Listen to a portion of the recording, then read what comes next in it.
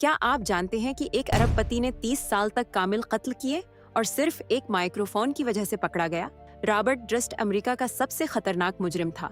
1982 में उसने अपनी बीवी को गायब कर दिया, 2000 में अपनी दोस्त सोजन बर्मन को गोली मारकर कत्ल किया और 2001 में अपने पड़ोसी मोर्स ब्लेक को टुकड़े टुकड़े कर दिया। ये रियल एस्टेट कंपनी का वारिस था, लेकिन मुख्तलिफ शनाख्तों और भेस बदलकर फरार रहा। पुलिस उसे 30 साल तक नहीं पकड़ सकी, लेकिन फिर एचबीओ की डॉक्यूमेंट्री दी जनकस बनी। इंटरव्यू के बाद ड्रस्ट भूल गया कि उसका माइक्रोफोन अभी भी ऑन है। इसने खुद से कहा, मैंने क्या किया है, सबको मार डाला है यकीनन। ये एतराफ रिकॉर्ड हो गया। पुलिस ने उसे गिरफ्तार कर लिया और अदालत ने उसे सजा दी। टेक्नोलॉजी ने उस खतरनाक मुजरिम को पकड़ा,